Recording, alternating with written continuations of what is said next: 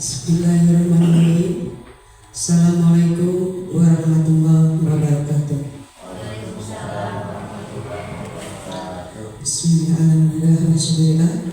Kita panjatkan puji dan syukur kehadirat Ilahi Rabbi, yang mana pada hari ini kita bisa melaksanakan kegiatan diseminasi budaya positif pada tahun 2023, 2024, 2025 angkatan ke-11 CGP SD 23. Salawat serta salam tidak lupa kita limpah curahkan kepada junjungan kita Nabi besar Muhammad Sallallahu Alaihi Wasallam beserta keluarganya, para sahabatnya, juga kita selaku umatnya.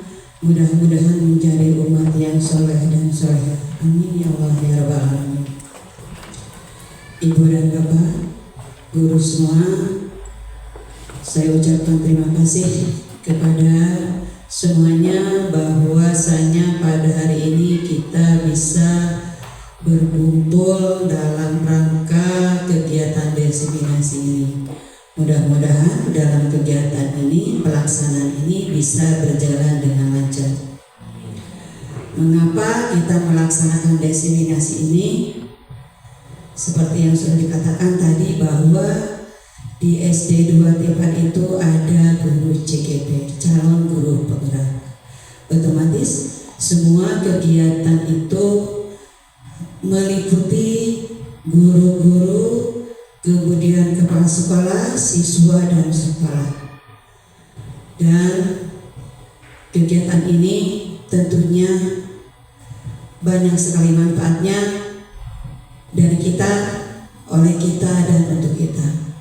Dari kita yaitu guru kita Pak Mumu selaku CGP tersebut, kemudian dilaksanakan oleh kita semua, dan manfaatnya untuk kita dan siswa, untuk sekolah, karena kita sekarang sudah menggunakan kurikulum merdeka.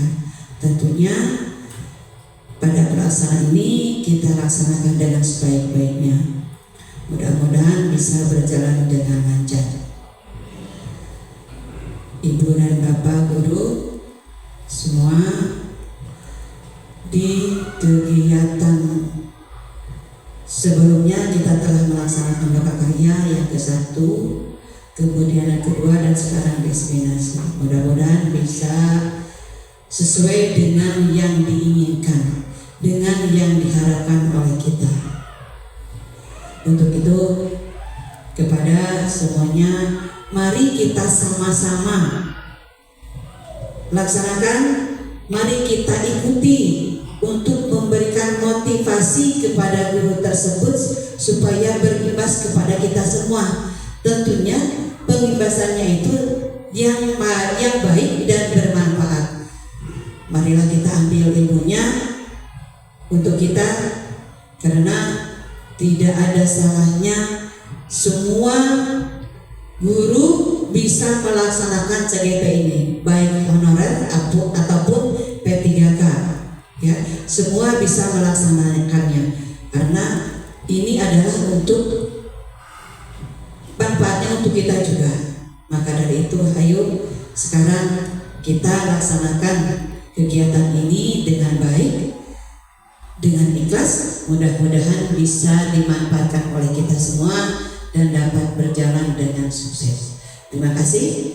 Hanya itu dari saya. Terima kasih. Wassalamualaikum warahmatullahi wabarakatuh. Waalaikumsalam warahmatullahi wabarakatuh.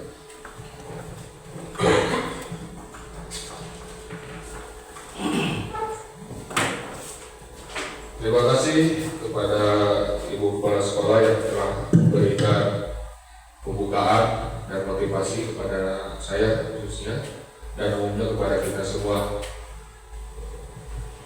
Oke, sebelum dimulai acara ini, mari kita sama-sama membacakan basmalah. Supaya fokus, tolong berdiri dulu. Semuanya tolong berdiri dulu. Bisa tepuk lopek? Saya tidak tepuk lopek. sedang, lope besar, lope jumbo, seperti gitu kan? Paham? Coba, tepuk lope. Lope kecil, lope sedang, lope besar, lope jumbo. Nah, oke. Nah, selanjutnya, ice breaking selanjutnya, sebelum dimulai ya, supaya cair dulu, supaya fokus dulu, sebutkan nama hewan, lalu tunjuk guru yang selanjutnya, misalnya nama hewan tersebut belakangnya huruf apa, lanjutkan. Misalnya saya bilang harimau, Buyena. Nah, harimau kan hurufnya U belakangnya. Sebutkan nama hewan. U apa? Ular. Ular, sebutkan ke siapa gitu ya. Ular, Bang Hendy gitu. Paham? Bisa? Bisa, oke. Kita mulai ya. Fokus, oke.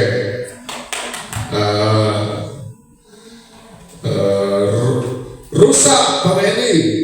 Anjing.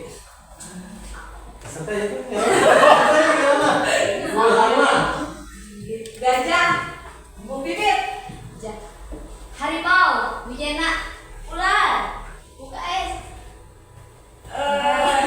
Rusa. Badan. Ayam. Ayo terus belum bayar kata-kata. Burung Risna. Satu, dua, monyet. Ayo, Buyena. Tupai.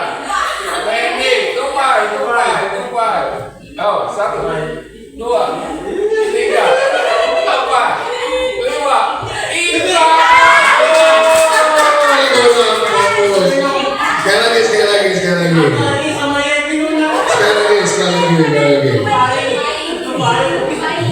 Nah, siap sekali lagi. Oke, dari saya dulu mulai aja ya. Bebek, Bu Salma. Kawan, Bu Yena. Rusna. Ayam, Bu Momon. Satu, dua, tiga. Oke. Tong Hendy. Tupai. Satu, Salam. dua. Ikan. N. Ayo, siapa?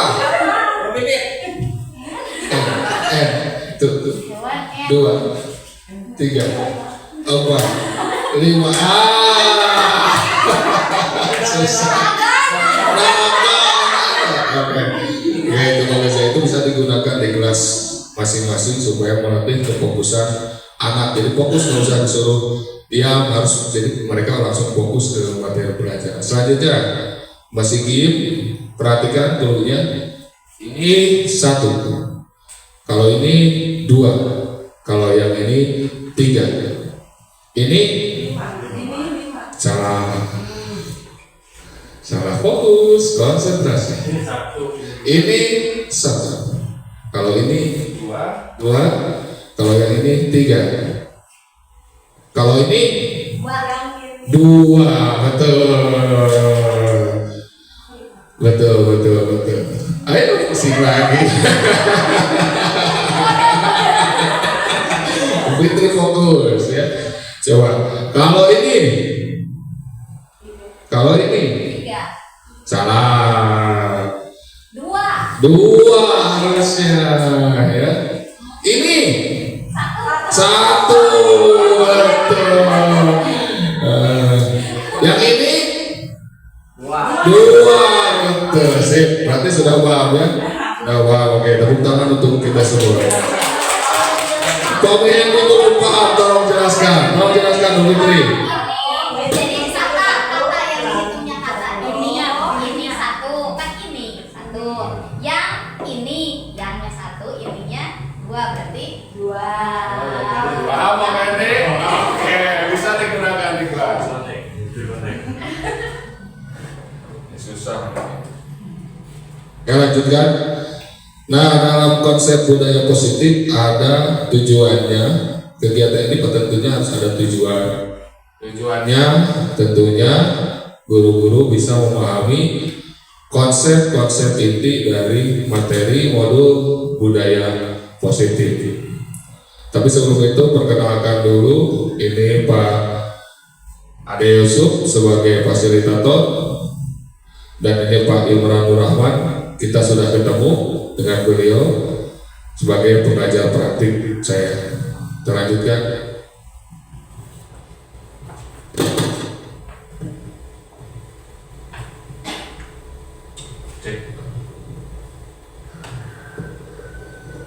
Cek satu. Cek satu. Dalam budaya positif ada konsep-konsep inti yang harus dipelajari oleh kita semua. Apa saja? Yang pertama adalah disiplin positif dan nilai-nilai kebajikan universal. Yang kedua, memahami motivasi perilaku manusia berkaitan dengan hukuman dan penghargaan. Kembali ke tujuan yang tadi. Jadi tujuan kegiatan ini kita harus memahami tentang konsep-konsep inti dari modul budaya positif dan bisa diimplementasikannya di kelas masing-masing, bisa dipraktekannya di kelasnya masing-masing. Yang ketiga dari konsep inti dari modul ini yaitu posisi kontrol. Yang keempat, kebutuhan dasar manusia. Yang kelima, pembuatan keyakinan sekolah atau kelas. Dan yang keenam, penerapan segitiga restitusi dalam penyelesaian masalah murid. Kita lanjut. Makna disiplin. Menurut Bapak Ibu, disiplin itu apa? Aturan. Aturan. Ada lagi? Patuh. Apa lagi? Kontrol. Apa lagi? Boleh. Itu semua makna disiplin yang sudah kita pelajari dari dulu dan kita yakini oleh budaya kita. Disiplin itu adalah taat terhadap aturan. Tapi dalam modul ini makna disiplin itu adalah sebagai berikut: belajar kontrol diri. Itu dengan menggali potensi diri sendiri agar tercapai tujuan mulia, yaitu menjadi seorang yang diri sendiri inginkan berdasarkan nilai-nilai yang dihargainya. Itu makna disiplin yang sebenarnya. Jadi disiplin itu dari kata bahasa Latin discipline, artinya belajar atau disiplin, artinya sebagai murid atau pengikut. Jadi artinya kalau pengikut, namanya pengikut atau murid harus mengikuti aturan yang mereka ikuti, yang dia ikuti, harus nurut. Maksudnya seperti ini. Tapi harus belajar dari diri sendiri, menggali potensi diri sendiri. Itu makna disiplin. Dan yang kita pelajari adalah disiplin positif. Yang dimaksud dengan disiplin positif yaitu bisa diartikan disiplin positif adalah suatu cara penerapan disiplin yang mengajarkan murid bertanggung jawab dan membukakan kesadaran diri berdasarkan nilai-nilai kebajikan. Menurut Bapak Ibu, maksudnya apa itu? Kalau bahasa kita ya.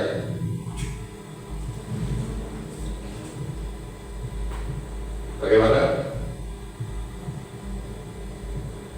Jadi murid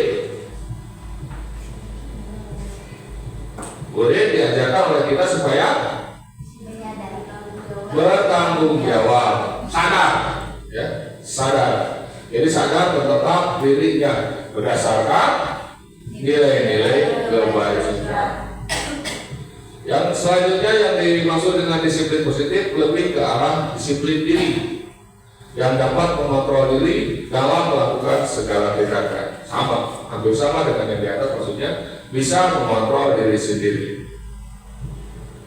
Yang ketiga, disiplin positif dapat membuat murid memahami dan menyadari berdasarkan motivasi internal atau motivasi intrinsik atau motivasi dalam dirinya, bukan karena paksaan, hadiah, pujian, dan hukuman. Jadi itu yang makna disiplin positif. Dia bisa disiplin, menaati aturan, bertanggung jawab karena siapa? Karena dirinya sendiri. Ini yang disiplin positif. Yang kita pelajari ini, murid harus disiplin positif termasuk kita sendiri. miskonsepsi, dasar pemikiran suka salah ya. Kesalahan-kesalahan pemikiran tentang adanya disiplin positif. Kalau penerapan kesalahan pemikirannya yaitu penerapan budaya positif berarti tidak ada aturan atau konsekuensi. Nah ini sebenarnya tepat, ini salah pemahaman. Karena ada budaya positif katanya tidak perlu aturan atau konsekuensi, itu salah. Tetap namanya penjelasannya dalam hidup bermasyarakat selalu ada aturan atau tantangan dan dengan sanksi atau konsekuensi dari setiap tindakan yang dilakukan oleh anggota masyarakat. Pastilah setiap masyarakat jangan jauh-jauh lamun teronda misalnya ada konsekuensinya tidak? Ada buat yang tidak ronda apa biasanya? Nah yang kadang-kadang mengucilkan atau konsekuensinya dia memberikan makanan yang kalau di kita kulturnya seperti itu. Tetap ada aturan. Selanjutnya dalam penerapan budaya positif, guru melatih kesadaran murid. Sekali lagi, kita harus melatih kesadaran murid. Merdeka belajar juga sama. Kesadaran murid untuk belajar melalui pemahaman bahwa tatanan dan konsekuensi hadir untuk memberikan keselamatan dan kebahagiaan untuk dirinya sendiri. Jadi murid harus sadar dia menaati aturan itu, menaati tatanan atau aturan itu bukan untuk masyarakat yang lain atau bukan untuk sekolah, bukan untuk kelas, tapi untuk dirinya sendiri, untuk dia selamat dan bahagia, untuk dirinya sendiri, bukan untuk yang lainnya. Jadi kita harus mengajarkan bahwa melakukan aturan ini, baju rapi, datang tepat waktu, belajar semangat, itu untuk dirinya sendiri. Nanti akan berdampak kepada orang lain, seperti itu. Jadi tujuan dari disiplin positif ini kita harus menyadarkan murid bahwa tatanan dan konsekuensi hadir untuk memberikan keselamatan dan kebahagiaan diri sebagai manusia dan anggota masyarakat, sehingga tatanan tersebut dipatuhi bukan karena takut sanksi atau konsekuensi, tetapi karena kesadaran diri ingin mewujudkan nilai-nilai yang berharga atau nilai-nilai kebajikan. Nah, tadi disebut nilai-nilai kebajikan. Apa sih nilai-nilai kebajikan? Contoh nilai-nilai kebajikan apa, Pak Bu? Nilai kebajikan ada tuh di salah satunya di dimensi kepemimpinan Pancasila apa? Gotong royong, apa lagi? Kreatif, saling tolong menolong, apa lagi? Benar kritis, ada lagi? Takwa, beriman kepada Tuhan, berakhlak mulia, menghargai orang lain, sopan, santun, senyum. Itu nilai kebajikan ya. Nah, nilai-nilai kebajikan di sini yang dituju dari nilai kebajikan di sini adalah kebajikan universal.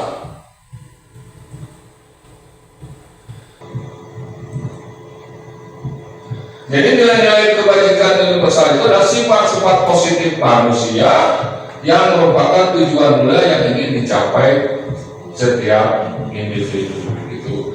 Jadi nilai-nilai tersebut bersifat universal dan lintas bahasa, suku, bangsa, agama maupun latar belakang. Kalau nilai kebajikannya selalu mengerjakan sholat 5 waktu tepat waktu, itu nilai kebajikan kan?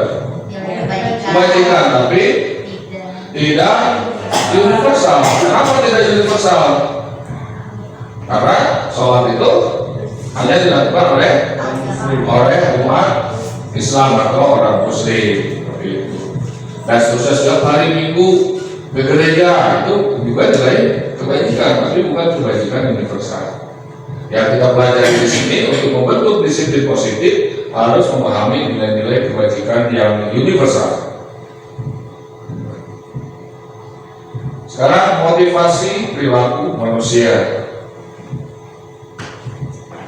Coba lakukan berpasang-pasangan, yang satu memegang tangan, di dalam tangan tersebut ada suatu rahasia atau benda yang sangat berharga. Coba siapa? Coba berpasang-pasangan. Siapa? Dengan siapa? Bersama dengan siapa? Pak Hendy dengan Kalaha. Siapa yang mau pegangnya? Yang pegang rahasianya? Wah, ada pasangannya. Paham tidak Bapak Ibu? Sekarang salah satu orang memegang benda atau rahasia yang sangat berharga buat diri sendiri. Nah, yang satunya merayu, memaksa atau apa saja agar bisa terbuka tangan teman guru yang tadi megang. Silakan kasih waktu 1 menit dari sekarang. Oh, gimana biasa saya buka. Ayo silakan. Mau dirayu, mau dipaksa, mau dikunci, mau bagaimana silakan.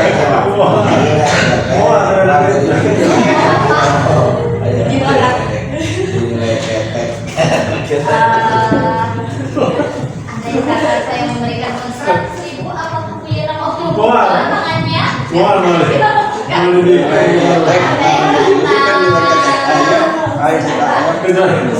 Ayo masih ada waktu. Silakan sampai terbuka bisa kita. Ganti sama kiri.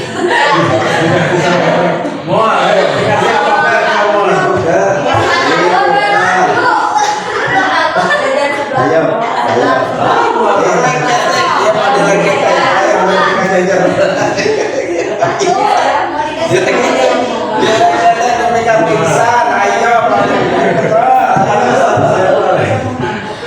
Langsung buka yang satu-satu. Oke, waktunya habis.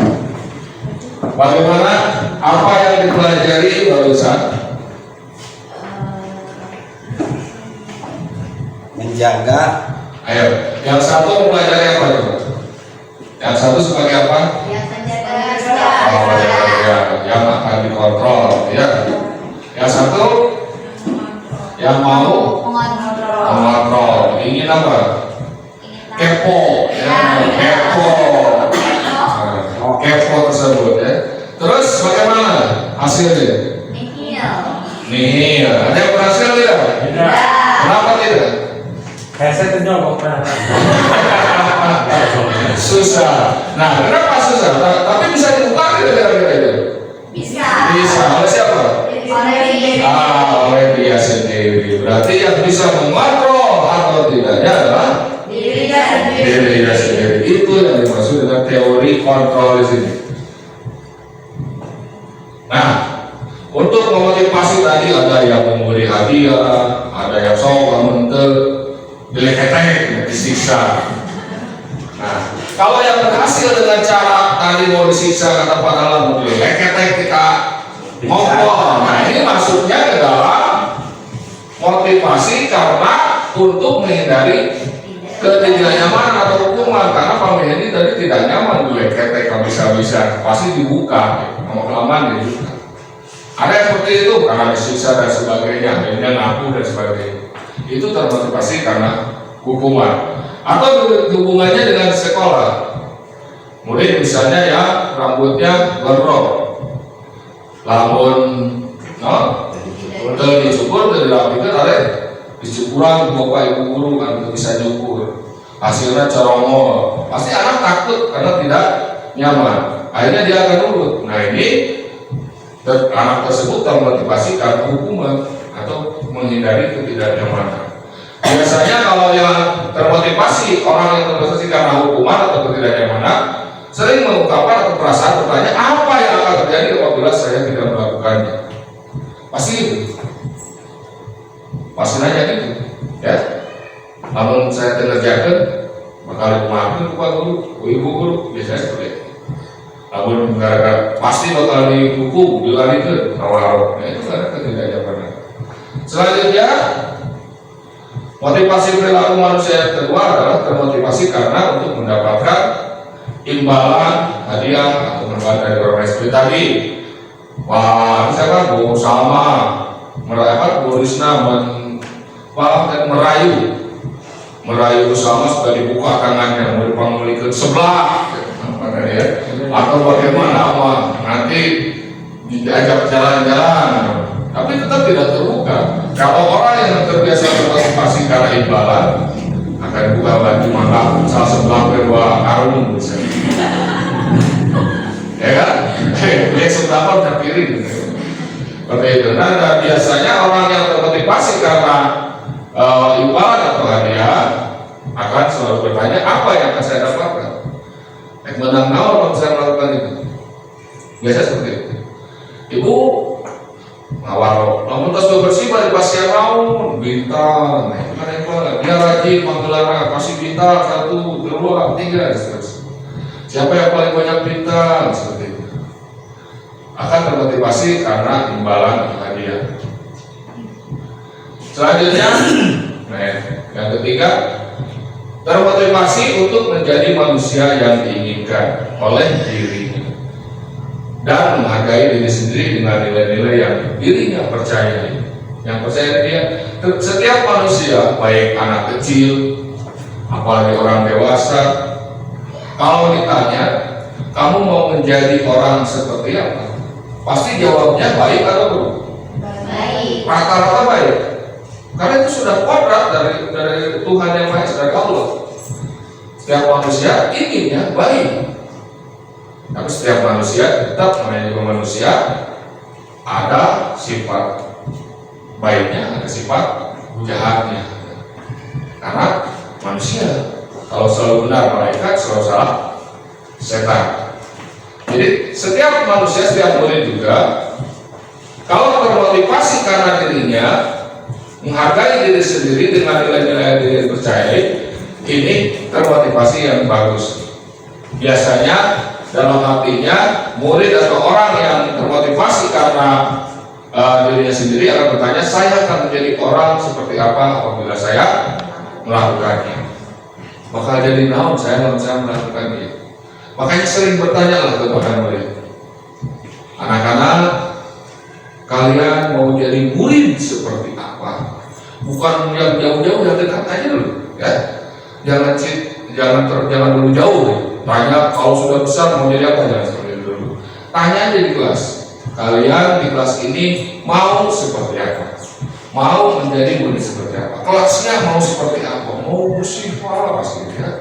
Jawabannya. Nah itu sudah keluar nilai-nilai kebajikan tentang kebersihan, kenyamanan dan seterusnya.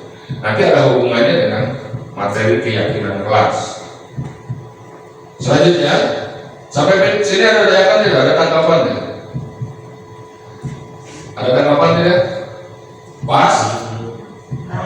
Pas.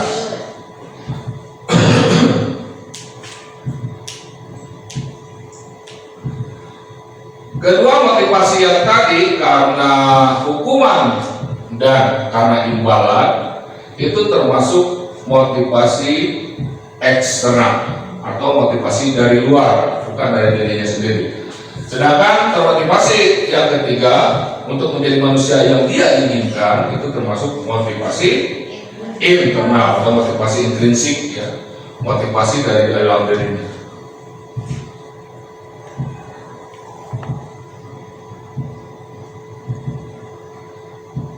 Selanjutnya dihukum oleh penghargaan.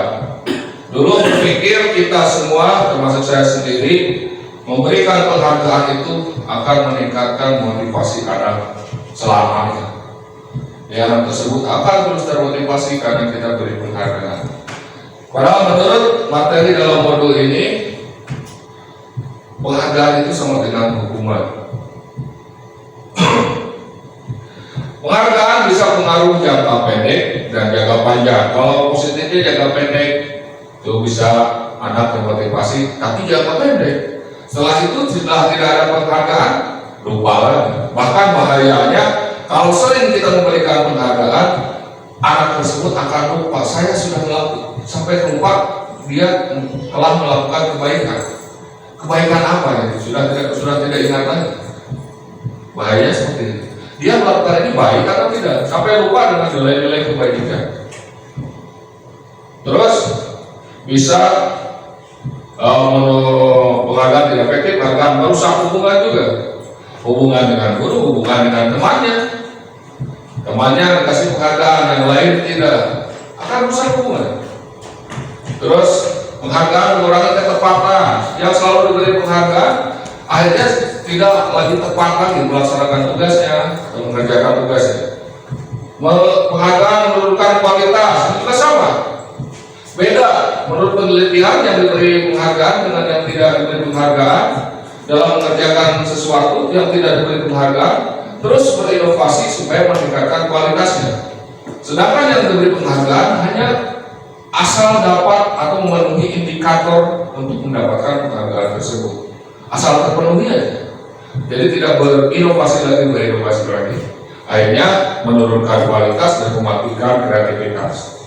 Dan penghargaan juga merupakan hukuman. Biasanya yang kalau di kelas ada juara 1, juara 2, juara 3 ranking ya, juara kelas, juara kedua, yang ketiga, atau misalnya rankingnya turun, itu akan merasa dihukum. Merasa dihukum. Atau misalnya kuis sebelum pulang sekolah, yang tidak bisa menjawab akhirnya tidak pulang, itu merasa dihukum atau tidak? Merasa dihukum. Seperti itu. Jadi penghargaan juga bisa menjadi hukuman dan bisa berakibat jangka panjang juga karena terbiasa dengan penghargaan. Setelah tidak ada penghargaan, murid tersebut akan kecewa ya, lebih daripada hukuman. Lebih baik.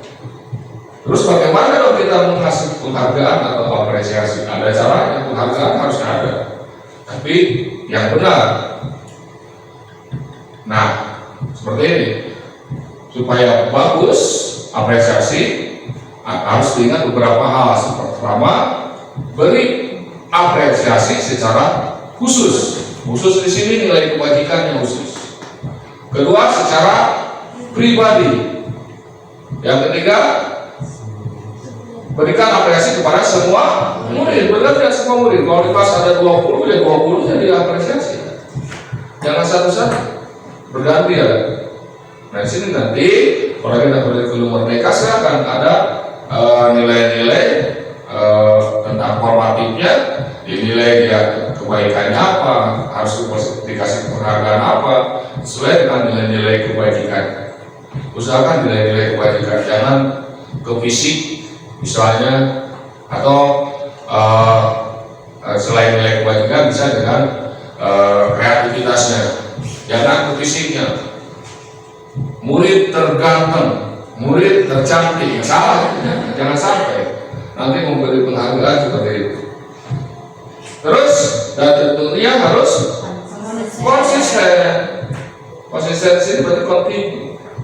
Akhirnya ngasih penghargaan, lock dari terus kontinu harus penghargaan.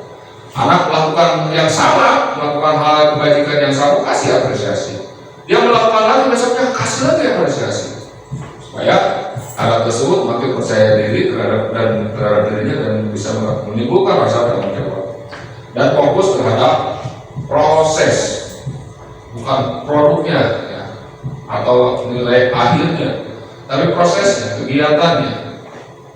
Itu pun dalam penilaian, misalnya nanti di dalam kurikulum merdeka akan ada P5 ya, proyek, penguatan, profil, pelajar, Pancasila. Nah itu fokusnya pada proses dan karakter yang dituju, yaitu profil pelajar Pancasila. Contoh, memberikan apresiasi kebajikan. Ini apresiasi kebajikan. Pembukanya, misalnya, kemarin saya perhatikan rasa empatimu besar sekali pada saat menolong murid baru di kelas kita. Nah, ini anak tidak oleh murid, tidak disuruh oleh guru, tapi dia melakukan hal kebajikan, kita langsung beri apresiasi. Bisa langsung, bisa besoknya. Ini kan contohnya kemarin, berarti besoknya, kemarinnya dia melakukan apresiasi. Padahal dia mengharapkan apresiasi tidak saja murid tersebut kira-kira tidak, tapi dia sudah percaya punya ada nilai kebajikan, empati di sini. Terus di sini nilai kebajikannya apa? Peduli. Nah, di sini misalnya guru ketemu, lihat anak tersebut peduli, kasih penghargaan. Saya menghargai kepedulianmu pada saat kamu membantu teman-temanmu di tugas kelompok. Beri penghargaan. Atau bahasa orang, bahasa Muslim mengerti itu anak hebat, bagus, saya hargai, neng, mana yang mau peduli, atau teman kamu mantap, misalnya, mudah-mudah saja. Itu akan meningkatkan motivasi intrinsik, bukan motivasi eksternal, karena dia sudah melakukan.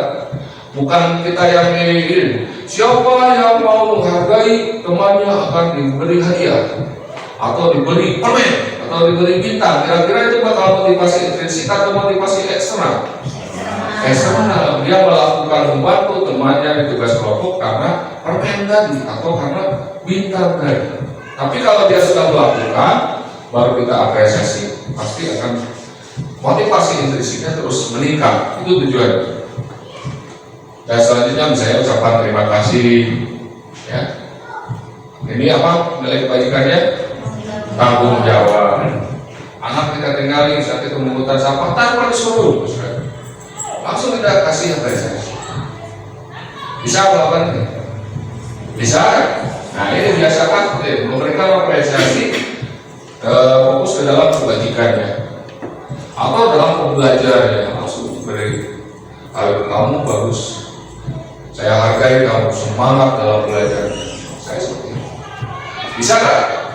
Bisa nggak? Perlu bentuk dia. Siapa yang semangat belajarnya dikasih permen? Nah, ini apa? Dikurangi, hilangkan. Usahakan hilangkan.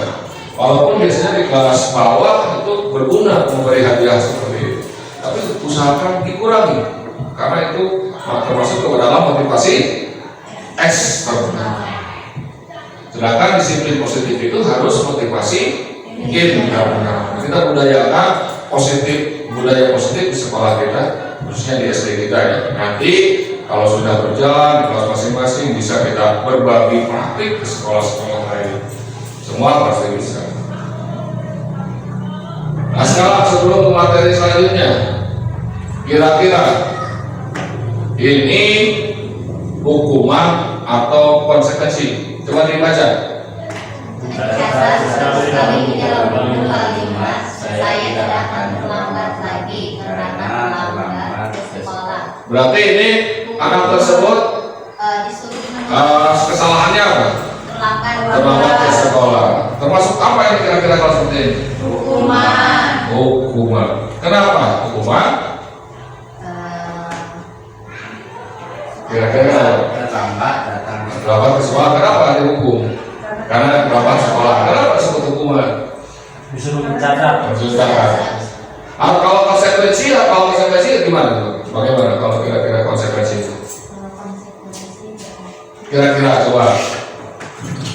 Nanti kita buat tata tertib atau aturan di sekolah kita ini. Kalau sudah paham dengan konsekuensi, kira-kira kalau ini supaya jadi konsekuensi di sini harus bagaimana? Yang terlambat. Misalnya terlambatnya berapa menit ini? Tidak ada ya. Anggaplah terlambatnya 10 menit. Kesepakatan kelas. Ya, di sini supaya jadi konsekuensi jangan hukuman bagaimana kira-kira? Jika anak tersebut terlambat, berarti anak tersebut bisa menunggu,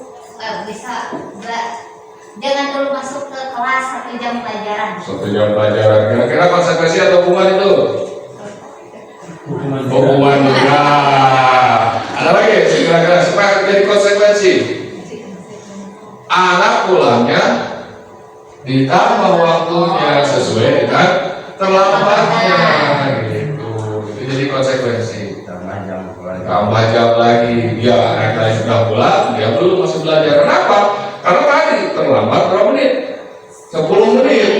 Nah berarti dia ada yang ketinggalan belajarnya selama 10 menit. Jadi konsekuensi. Paham sampai sini? Bisa merubah hukuman jadi konsekuensi? Oke. Yang kedua, Lari melalui lapangan basket 2 kali karena terlambat. berarti ini jelas ya apa?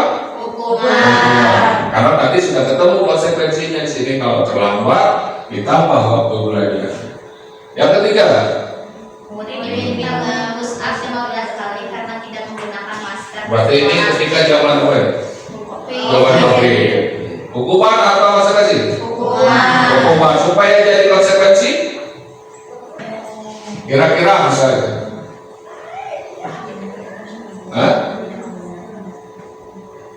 Kira-kira bagaimana? Hah? Bisa nanti suruh kembali ke rumahnya untuk masker, atau bisa juga diberi masker dulu oleh sekolah. Itu sebagai konsekuensi. Lanjut ya, yang keempat. Mengerjakan kertas tugas teman yang telah dicoret-coret. Ini konsekuensi. Kalau hukuman biasanya suka melakukan apa? Bapak Ibu guru, kalau ada anak nih yang mencoret-coret buku temannya, mengganti ke temannya. ya itu konsekuensi. Kalau dihukum, yang pernah dilakukan, pernah melakukan nggak? Ada murid nggak yang pernah melakukan ini? Pernah ya? Ada yang pernah? Ada. Bagaimana ibu waktu itu? Suruh ganti. Yakin? Nah, bagus. Ini sudah konsekuensi. Tapi usahakan nanti Mbak, di sini jangan ada kita kalau bisa jangan mengarahkan suruh ganti ya. Nanti supaya anak muncul sendiri. Nanti ada materi selanjutnya. Yang penting paham dulu lah membedakan hukuman dan konsekuensi. Terus selanjutnya nomor 6 udah ya. Ini juga konsekuensi. Udah paham ya? Tidak bisa membedakan hukuman dan konsekuensi. Kalau konsekuensi ada hubungannya dengan kesalahan yang dilakukan, kalau hukuman tidak ada hubungannya. Dalam posisi kontrol seorang guru ada 5 posisi, ada 5 macam. Yang pertama sebagai penghukum, yang kedua sebagai teman, dan yang ketiga membuat merasa bersalah. Yang keempat sebagai pemantau, dan yang kelima sebagai manajer. Nah, posisi kontrol guru itu menurut para ahli di sini ada 5 macam. Ada sebagai penghukum, teman, pembuat merasa bersalah, pemantau, dan manajer. Kita bahas satu-satu. Sebagai penghukum, seorang penghukum bisa menggunakan hukuman fisik maupun verbal. Verbal itu kata-kata ya. Ya, kadang-kadang keluar kata-kata yang kurang bagus dari mulut guru kepada murid. Ya. Bodoh kamu. Nah, tidak. Selalu saja salah. Bagus sebagainya. Ya, asal gitu. Ya, termasuk ya. Saya juga dulu pernah melakukan seperti itu. Ini juga termasuk. Kamu lagi ya. Nah, mana ini mana? Nah, seperti itu. Ya. Ya. Itu juga termasuk penghukuman, tapi bentuk verbal. Baik kalau zaman dulu, zaman pendidikan kita waktu sekolah, sering mendapatkan hukuman fisik. Kalau sekarang mungkin sudah jarang, tapi lupatnya karena verbal, sama-sama bahaya. Guru yang menjalani posisi penghukum senantiasa mengatakan bahwa sekolah memerlukan sistem atau alat yang dapat lebih menekan murid-murid lebih dalam lagi. Baik disiplin, harus olahraga. Begitu. Aku ya percaya, kalau tidak awas, dan seterusnya seperti itu. Nah, ini sebagai penghukum. Kalau di resapi setiap posisi kontrol nanti Bapak Ibu guru masuk ke posisi kontrol apa kira-kira. Seorang guru yaitu yang kedua sebagai teman. Nah, sebagai teman di sini biasanya guru tersebut lembut, tidak menyakiti murid, baik fisik maupun verbal, tidak menyakiti. Ada dampak positif tetapi tetap ada dampak negatifnya.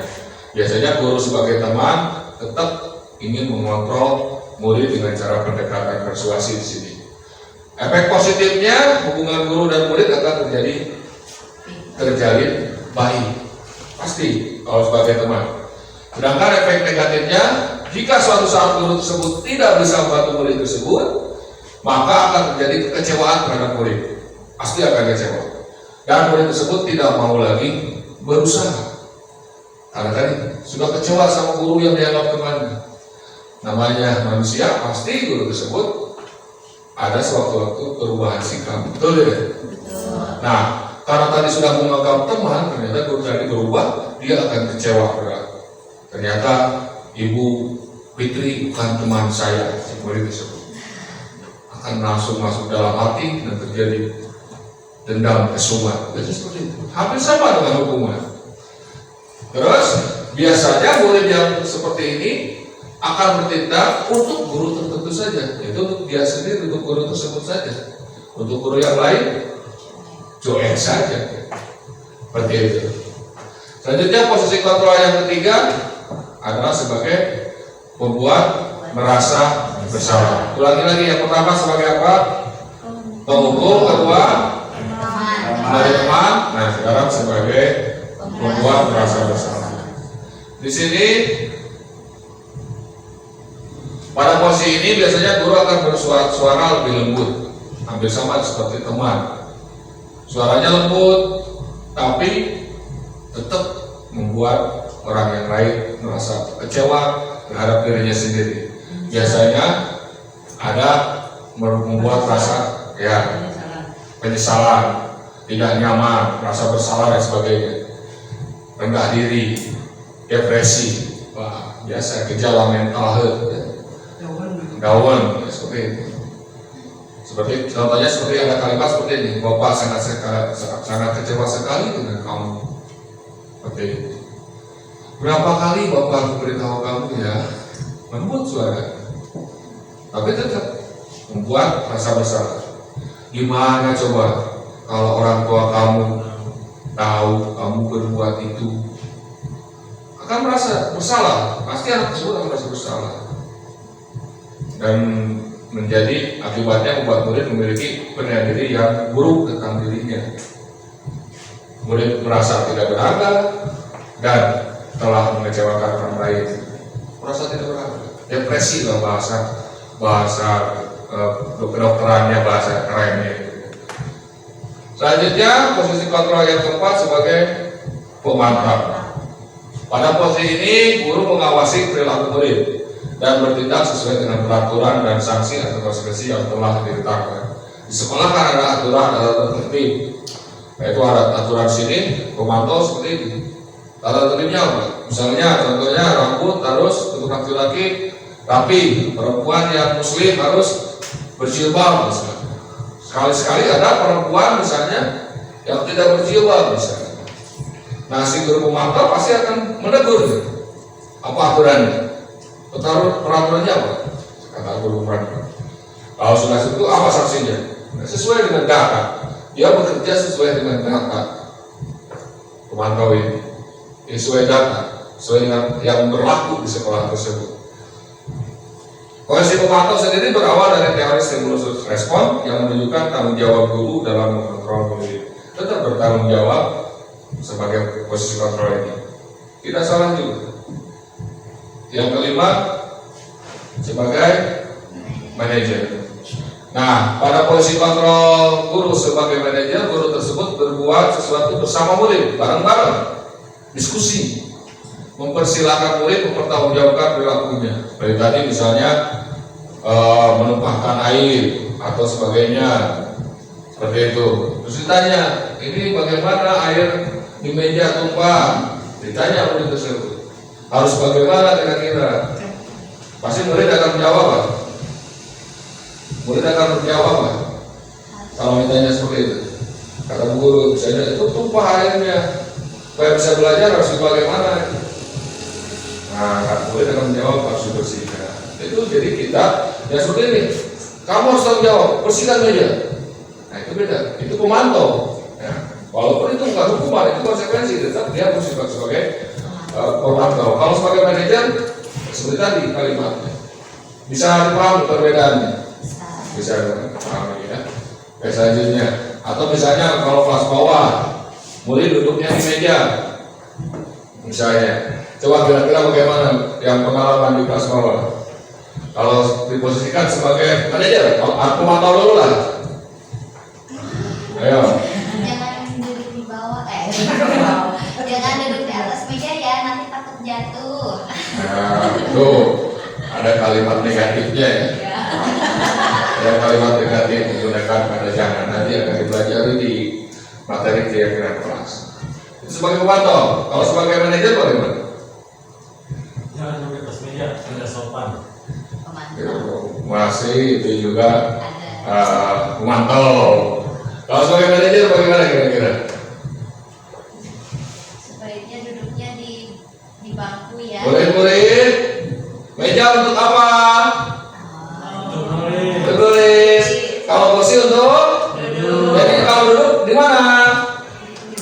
Di kursi. Nah, seperti itu. Bisa? Bisa. Nah, itu sebagai manajer. Jadi dia tahu fungsi dari meja dan kursi. Nah, terus biasakan walaupun satu kali dan urut karena murah kali udah kasih kodratnya main.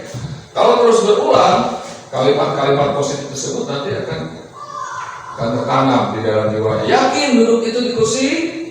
Ke murid ditanya, yakin tidak kalau duduk itu di kursi? Yakin.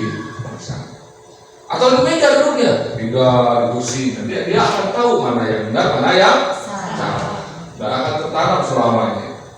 Bisa seperti itu? Nah, bisa. Selanjutnya sebagai manajer, posisi manajer mengacu pada restitusi tadi dan jelaskan ya, berusaha restitusi.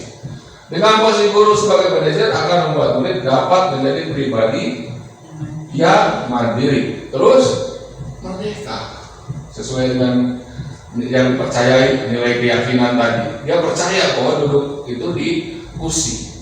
Kalau sudah percaya di dalam dirinya, terus bertanggung jawab atas segala perilaku dan sikapnya, yang pada akhirnya dapat menciptakan lingkungan yang positif, nyaman, dan aman. Ini kalau semua posisi kontrol bisa dilaksanakan, akan terjadi budaya positif di sekolah. Semoga sekolah kita bisa menciptakan budaya positif. Kita lanjutkan sampai sini. Ada pertanyaan atau tanggapan? Pas? Oke, lanjut. Sudah paham ya? Nanti kalau dites harus bisa. Nah, itu ancaman itu. Kita lanjut. Jadi jadi sebagai dari kelima posisi kontrol tersebut, sebagai seorang guru sebaiknya kita memposisikan diri sebagai manajer. Mudah-mudahan bisa semua sebagai manajer.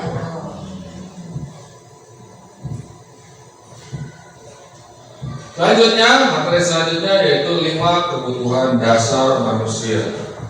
Setiap manusia mempunyai menurut para ahli dikelompokkan menjadi 5 kebutuhan dasar. Apa saja 5 kebutuhan dasar manusia tersebut? Yang pertama, bertahan hidup. Yang kedua, kasih sayang dan rasa diterima. Ketiga, kebebasan. Keempat, kesenangan. Dan yang kelima, penguasaan, power. Setiap manusia, baik murid atau kita manusia bukan? Ya, murid manusia bukan? Manusia mempunyai 5 kebutuhan dasar hidup ini.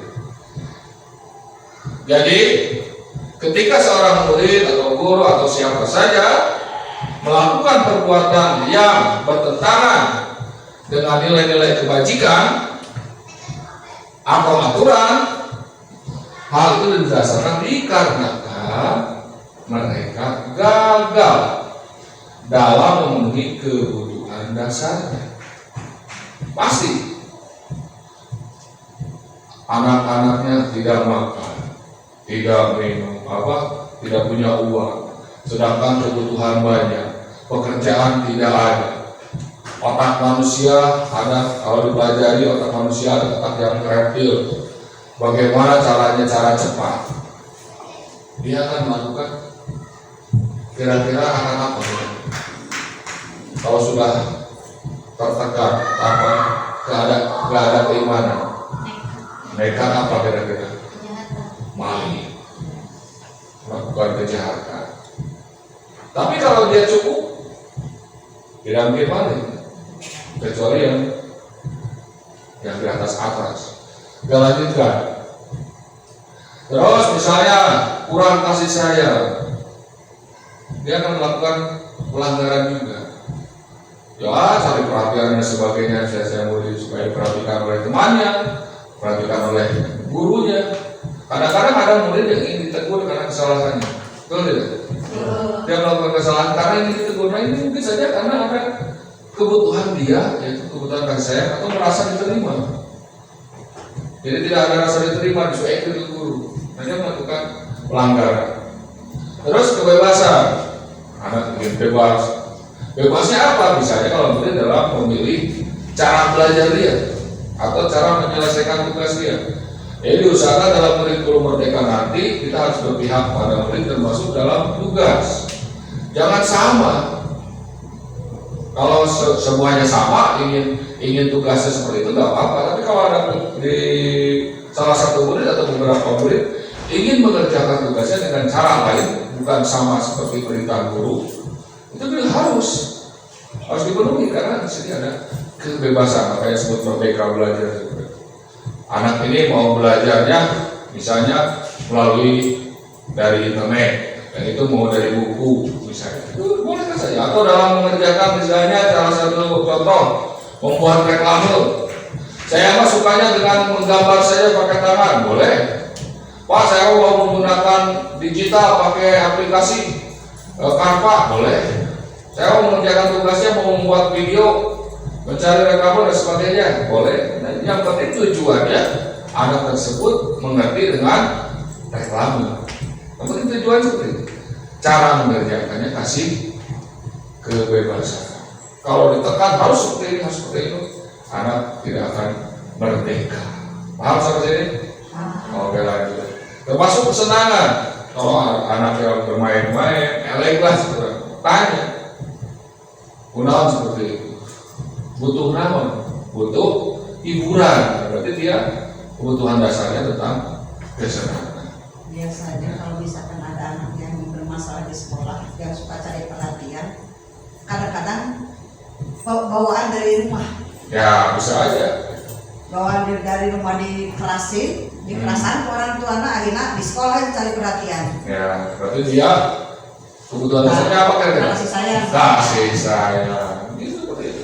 Makanya ada analisis diagnostik, ya.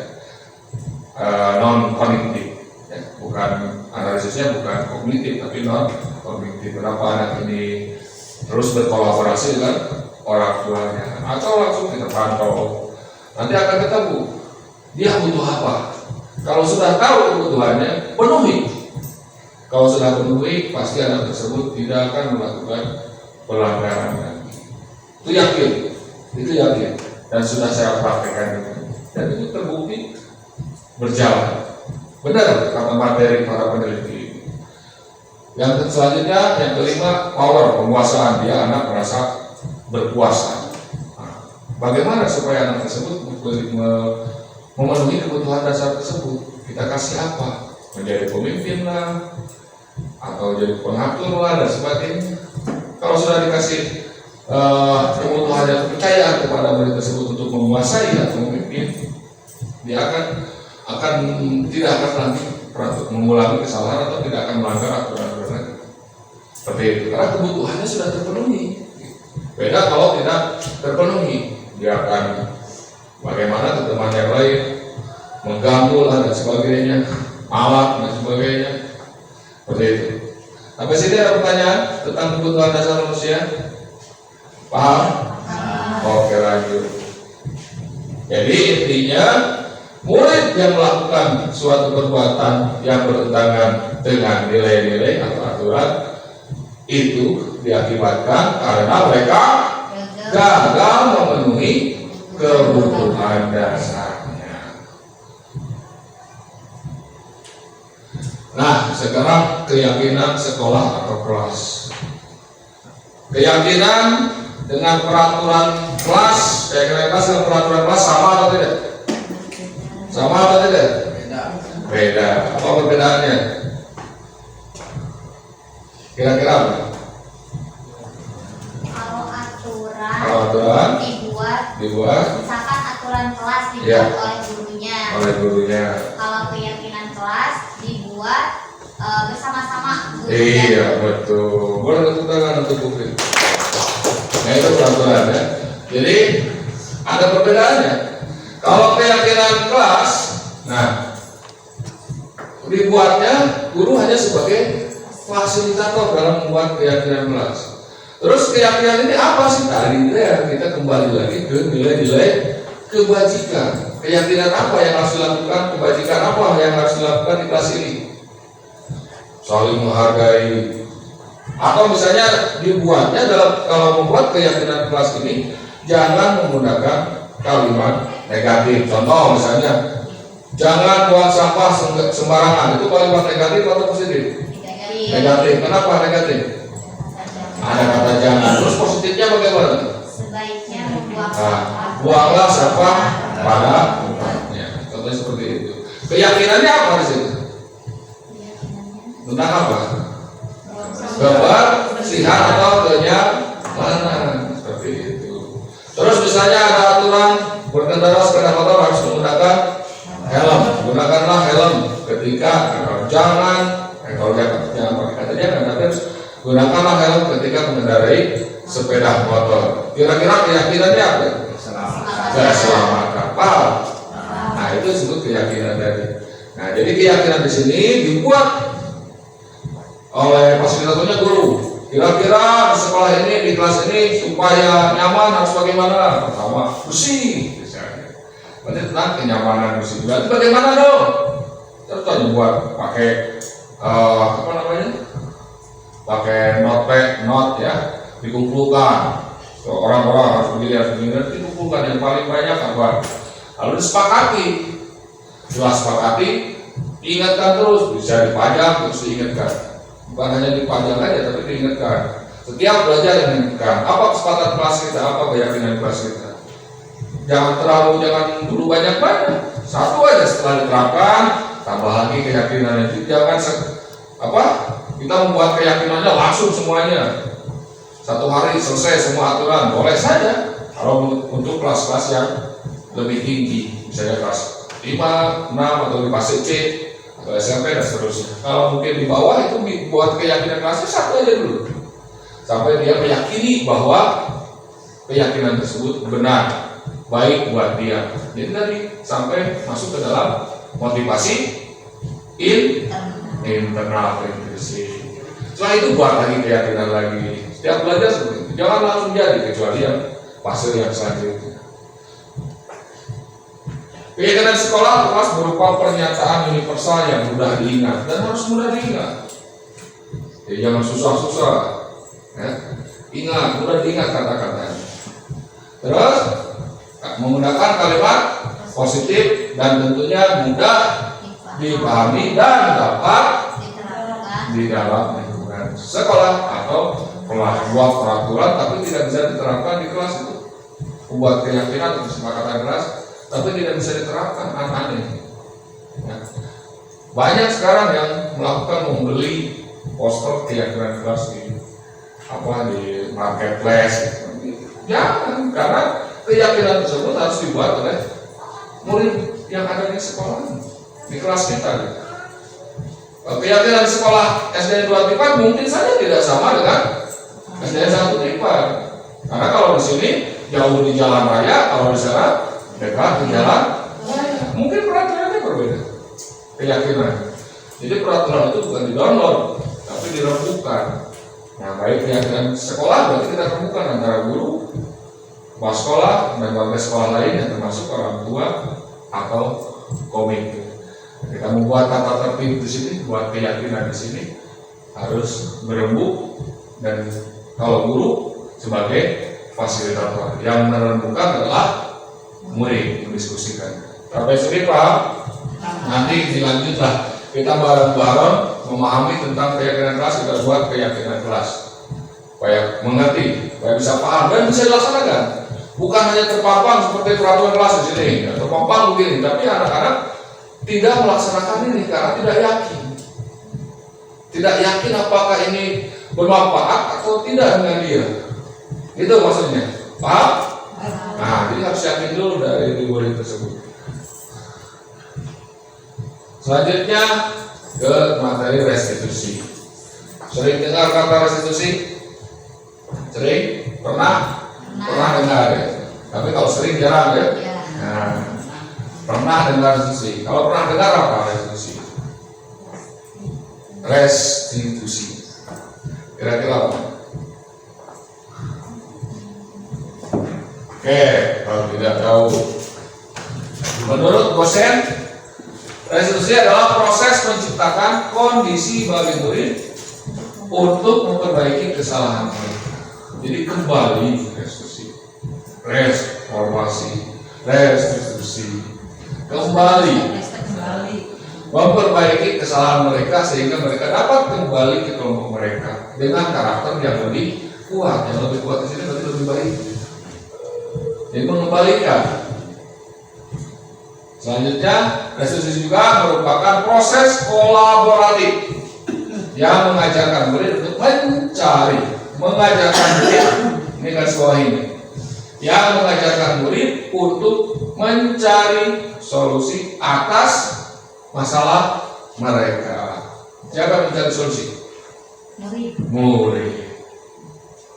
Kita hanya mengarahkan, mengajarkan, mengarahkan, menuntun untuk mencari solusi atas masalah mereka dan membantu murid untuk berpikir ingin menjadi orang seperti apa.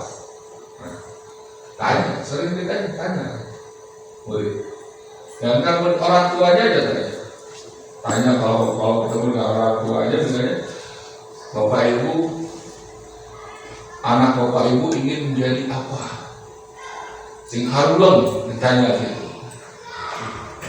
Haruleng ingin menjadi anak yang berguna. Tanya pertanyaan kedua, kalau ingin menjadi anak berguna, bapak ibu telah melakukan apa kepada anak tersebut? Mikir sinaruleng. Malah ada yang sampai berkaca-kaca ya, matanya mau menangis gitu.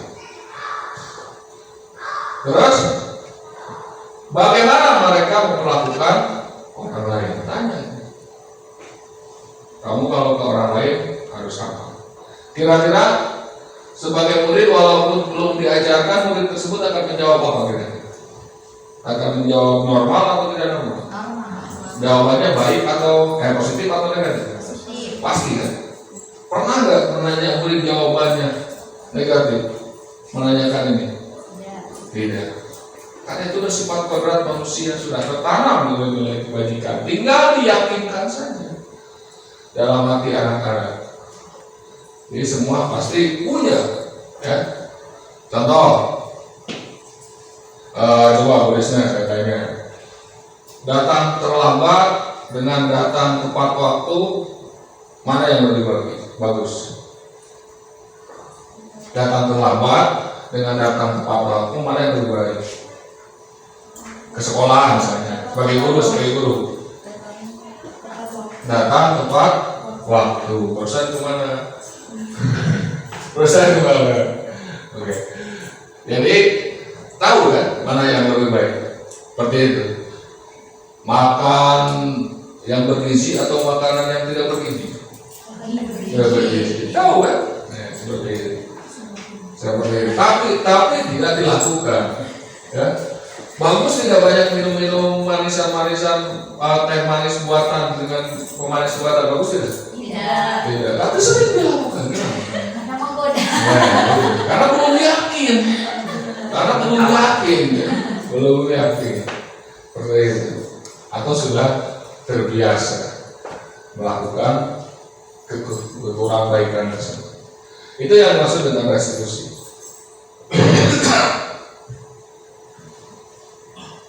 Ciri-ciri restitusi yang pertama tentunya belajar dari kesalahan, bukan menebus kesalahan. Jadi dia belajar dari kesalahan, bukan menebus kesalahan. Bisa dengan melakukan kesalahan, harus apa? Minta maaf ya Tuhan. Itu menebus kesalahan. Jadi akan terbiasa nanti anak dengan terbiasa melakukan kesalahan, cukup dengan minta maaf dari biasa dari. Belajar untuk tidak melakukan kembali. Ya, jadi belajar dari kesalahan, dia melakukan kesalahan itu, pelajari kesalahan tersebut. Jadi bukan untuk bertanggung jawabnya, bukan untuk menebus. Nah, kata menebus di sini, bukan membayar ini. Tidak mengulangi perbuatan yang dilakukan yang salah. Seperti melanggar aturan lalu lintas, cukup ditebus dengan uang tempel. Karena sudah terbiasa kan kita. Ya, padahal menggunakan helm itu salah satunya adalah untuk keselamatan gitu. Nah, harus percaya bahwa menggunakan helm itu untuk keselamatan dirinya dan kebahagiaan selanjutnya, bukan karena takut ditilang. Selanjutnya memperbaiki hubungan. Terus menawarkan, di sini ditempelkan, menawarkan bukan memaksa. Jadi saat kasih solusinya, kira-kira mau apa? Nah, kita tawarkan. Kalau anak tidak bisa menjawab, tawarkan bagaimana kalau begini, bagaimana kalau begini. Nah, gitu. Nanti ada contoh lah. Selanjutnya menuntun untuk melihat ke dalam diri, tuntun. Kamu itu sebagai apa? Dituntun. Terus mencari kebutuhan dasar. Nah, tadi yang 5 tadi, masih ingat yang 5 tadi? Masih kan? Cari kebutuhan dasarnya. Kenapa dia melakukan itu? Berarti tadi pasti ada kebutuhan dasar yang tidak terpenuhi. Selanjutnya berfokus pada karakter, bukan tindakan. Karakternya apa? Kenapa terbuat seperti itu? Terus berfokus pada solusi tentunya. Yang terakhir, mengembalikan murid yang berbuat salah pada kelompoknya. Jadi bukan dijauhkan, tapi dikembalikan lagi. Asalnya dia manusia, dijadikan lagi menjadi manusia. Asalnya dia murid, kembali ke kelompoknya, jadi murid lagi. Ini adalah ciri-ciri restitusi. Dalam penanganan masalah restitusi ada yang dinamakan dengan segitiga restitusi. Guru yang bertindak sebagai manajer akan bertindak, kata yang tadi. Guru yang bertindak sebagai posisi manajer, yang tadi posisi kontrol ya, akan bertindak atau akan menggunakan segitiga restitusi ketika menyelesaikan permasalahan murid. Bagaimana segitiga restitusi itu? Yaitu ada 3 tahapan. Yang pertama, menstabilkan identitas. Yang kedua, validasi tindakan yang salah. Dan yang ketiga, menanyakan keyakinan. Mau keyakinan kebajikan, mau menanyakan keyakinan kelas yang sudah disepakati, boleh. Menurut kamu yakin? Tidak. Menghormati orang lain itu baik, dan sebagainya. Nah, kita lihat contohnya sini.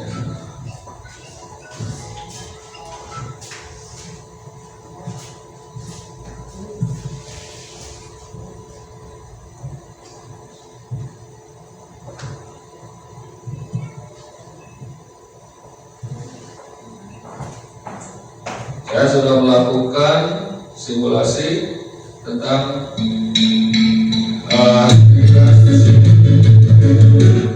Pak Irman untuk sini mana ketika validasi tindakan, mana ketika menstabilkan identitas, mana tentang menanyakan keyakinan.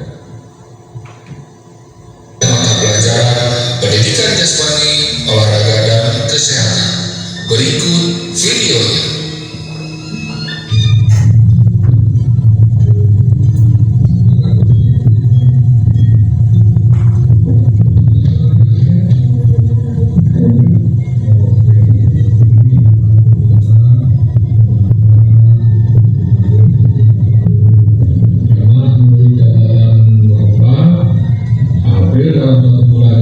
Setiap ada jadwal pelajaran PJOK, kamu selalu tidak sekolah.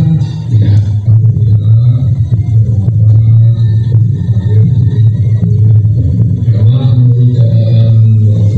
ini ketika tahapan menstabilkan identitas apa yang ditanyakannya, ketika tidak sekolah. Ya, tanyakan dulu permasalahannya, kenapa kesudahannya. Terus, tapi kan ada jelasnya bahwa setiap manusia pernah melakukan pasti pernah melakukan kesalahan. Yang penting tidak mengulangi lagi kesalahannya. Iya, Pak. Sekarang kamu dipanggil ke sini bukan untuk diberi sanksi atau hukuman. jangan ada justifikasi, jangan ada bersama kamu ingin berdiskusi untuk mencari mencari solusi dari permasalahan ini. Iya Pak. Kamu pasti punya alasan mengapa kamu tidak sekolah jika ada novel atau ada mata pelajaran PJOK. Nah, di tahap validasi tindakan yang salah di sini tanyakan alasannya apa dia melakukan kesalahan tersebut. Tanyakan terus bisa sampai kebutuhan dasarnya apa dan seterusnya. Itu disebut tahapan validasi tindakan yang salah. Iya Pak. Berarti ada alasannya ya. Coba apa alasannya? Baju seragam saya sudah tidak cukup Pak, dan saya malu dan saya takut diberi hukuman karena tidak memakai seragam olahraga. Oh, jadi karena tidak punya baju seragam ya, atau sudah kecil baju seragamnya.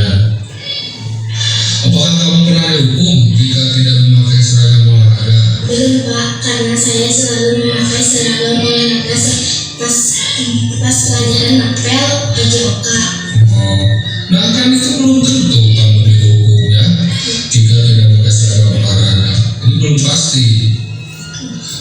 Coba apa yang buatmu yakin jika tidak memakai seragam olahraga akan diberi sanksi? Dalam kesepakatan kelas yang telah disepakati, kita harus memakai seragam olahraga jika waktu pelajaran PJOK. Oke, bisa ada gambaran tindakan restitusi validasi tahapannya. Tadi apa tadi? Menstabilkan identitas. Jadi stabilkan, jangan sampai dia menjadi murid yang gagal, manusia yang gagal. Stabilkan dulu identitas. Setiap manusia pasti pernah melakukan kesalahan. Perlu kita contohkan dulu juga Bapak pernah melakukan itu dan sebagainya.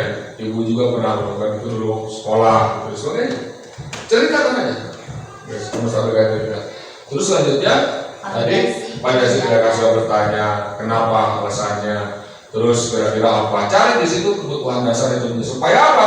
Supaya nanti kita punya gambaran untuk membantu mencari atau menawarkan solusinya, gitu.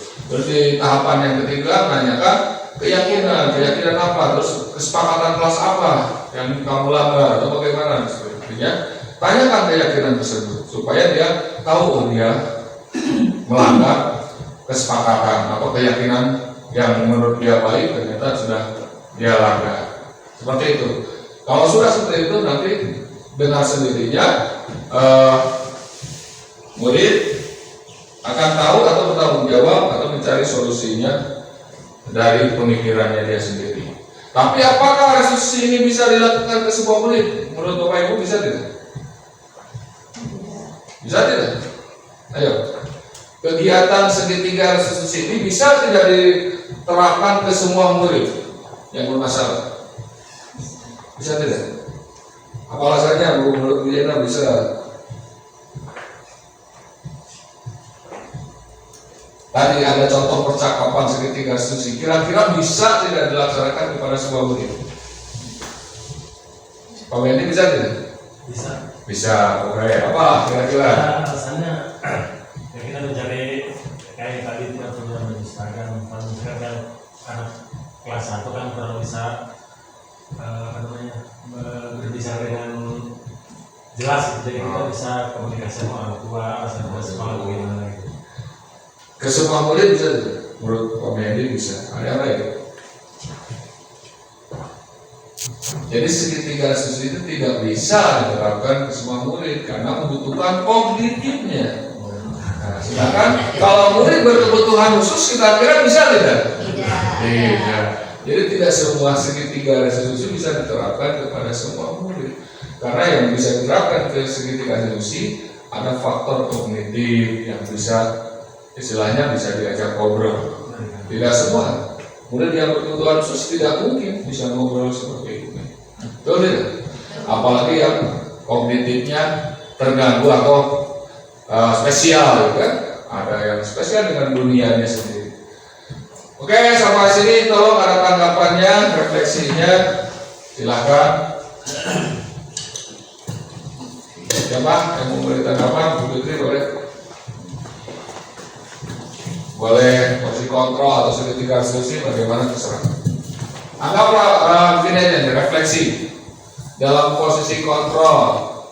Dulu di posisi manakah dulu ataupun sekarang Bapak Ibu Guru posisi kontrolnya, dan kira-kira ke depannya mau bagaimana? Coba. Assalamualaikum warahmatullahi wabarakatuh. Waalaikumsalam. Mungkin di sini saya hanya akan berbagi pengalaman setelah saya menyimak materi yang sudah disampaikan oleh Pak Mumu terkait dengan diseminasi budaya positif. Salah satunya tadi ada posisi kontrol seorang guru. Setelah saya merefleksi, posisi saya mungkin pada saat ini pernah berada di posisi sebagai teman, karena yang pertama saya akrab dengan murid-murid, bahkan terlalu akrab mungkin.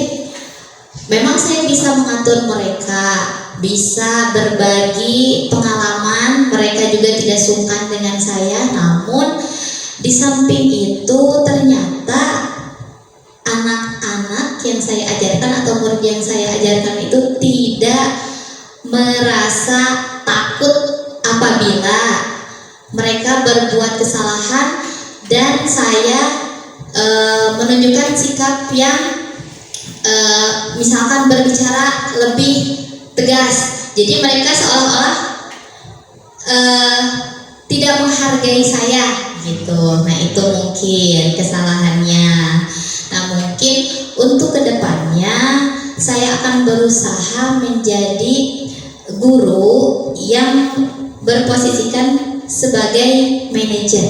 Mudah-mudahan dengan niat saya sekarang dibantu dengan rekan-rekan yang lain, mungkin mudah-mudahan kita semua bisa memposisikan diri kita menjadi guru di posisi manajer tersebut. Mungkin hanya itu yang dapat saya sampaikan. Terima kasih. Terima kasih atas tanggapannya.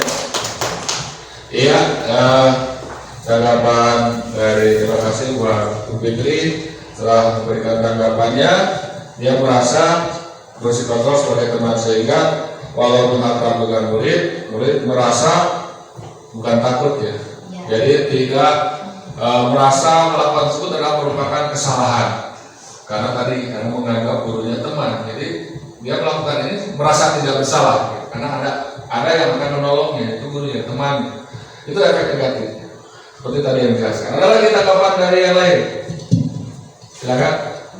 Boleh Pak Dahlan, silakan. Assalamualaikum warahmatullahi wabarakatuh. Waalaikumsalam. Sedikit saya menyimak dari pemaparan Pak Mung tadi tentang belajar kontrol diri ya.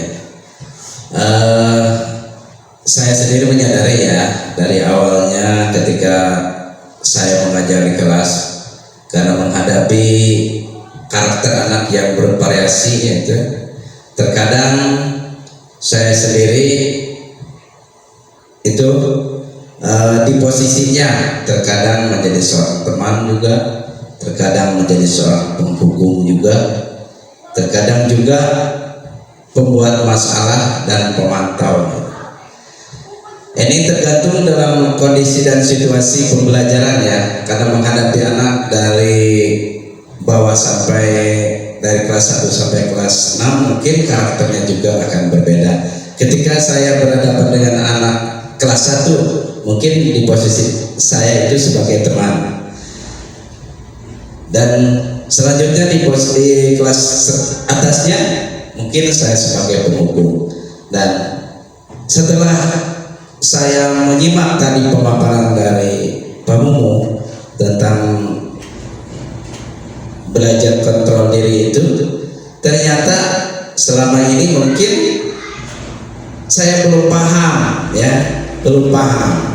Nah, setelah sekarang paham, manakah yang lebih baik untuk diterapkan sebagai guru dalam posisi manajer? Mungkin itu yang paling bagus, yang paling baik, yang paling dominan ya sebagai guru.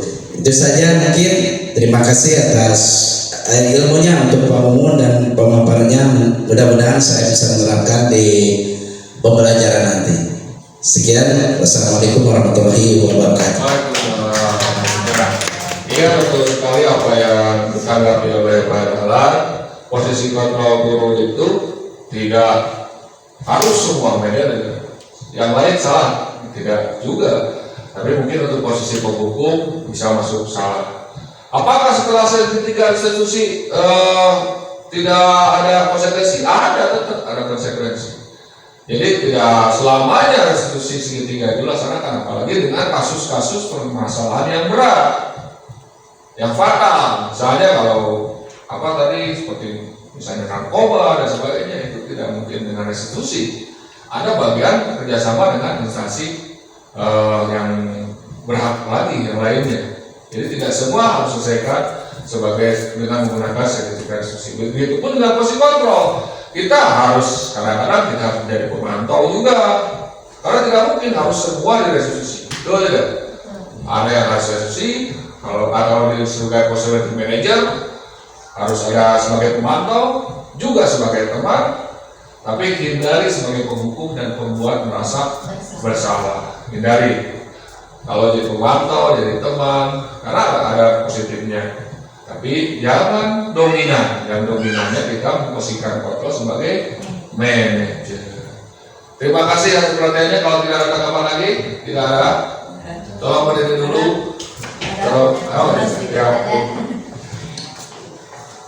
Bismillahirrahmanirrahim. Assalamualaikum warahmatullahi wabarakatuh. Setelah menyimak dari penjelasan Pak Mumu, juga tanggapan dari Ibu Pipit dan Pak Dahlan, ternyata ada beberapa kesimpulan yang harus kita dapatkan. Kita sebagai guru tentunya harus bisa menjadi guru yang hebat. Bagaimana menjadi guru yang hebat tersebut? Yaitu seperti tadi, di antaranya kita harus bisa mengontrol diri, jangan sampai kita menjadi seorang guru yang penghukum, guru yang merasa bersalah. Ya, bagaimana caranya? Yaitu biasanya agar belajar mengajar kita itu berjalan dengan lancar. Biasanya sebelum pembelajaran di awal tahun kita itu harus mengasesmen dulu siswa. Ya, dari semuanya mengasesmen siswa supaya kita bisa mengetahui bagaimana karakter siswa itu masing-masing. Karena dari sekian puluh siswa, dari sekian siswa itu belum tentu karakter siswa itu sama. Karena apa? Karena siswa tersebut berasal dari lingkungan yang berbeda. Nah, siswa yang ada di sekolah itu biasanya lingkungan keluarga itu lebih kuat daripada lingkungan sekolah, karena kita itu masih lingkungan sekolah dasar. Jadi yang masih melekat di hati anak-anak tersebut adalah bawaan dari lingkungan keluarga, kemudian dibawa ke sekolah, kemudian lingkungan di sekitar sekolah juga.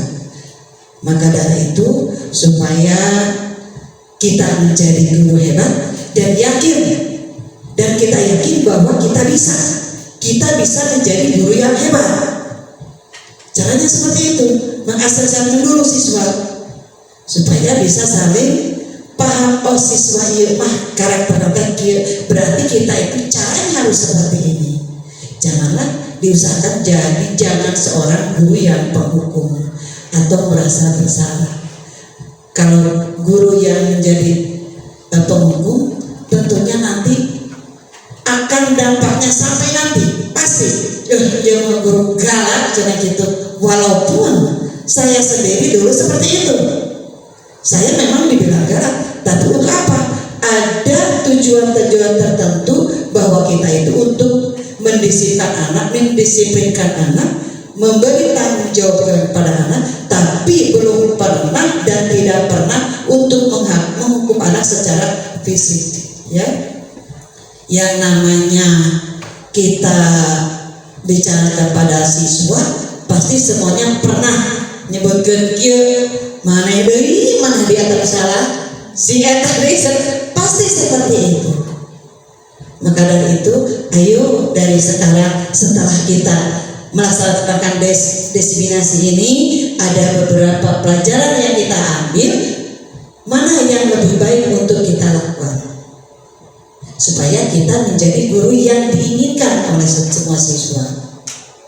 Ya, mungkin hanya itu saja tambahan dari saya.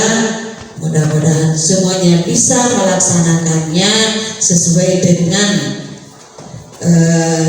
karakter masing-masing. Tentunya harus mengikuti aturan yang sudah disepakati. Alhamdulillah sekarang juga bisa melaksanakan ini semua dan dapat berjalan dengan lancar. Terima kasih. Wabillahi taufiq wal hidayah. Wassalamualaikum warahmatullahi wabarakatuh. Waalaikumsalam. Terima kasih tanggapannya yang telah memberikan apresiasi untuk semuanya. Berarti kita merefleksikan diri bahwa kita pernah menjadi penghukum, pernah menjadi pembuat merasa bersalah, pernah menjadi teman, dan sekarang kita mencoba belajar menjadi memposisikan diri kita menjadi posisi manajer dan bisa budaya positif. Kembali kita tadi mengulangi tanggapan dari kepala sekolah karena semua dari lingkungan berbeda-beda, otomatis semoga budaya positif ini bukan hanya di sekolah tapi bisa dikolaborasikan dengan orang tua murid. Amin ya Allah. Mohon maaf ya apabila pada penyampaian kegiatan ini saya banyak kesalahannya baik dalam penguapalan ataupun dalam ucapan. Intinya semoga kegiatan ini bisa bermanfaat khusus untuk saya, umumnya untuk kita semua, dan umumnya lagi untuk murid-murid kita, karena kita sebagai guru harus menghambakan diri kepada murid. Akhirul kalam, wassalamualaikum warahmatullahi wabarakatuh.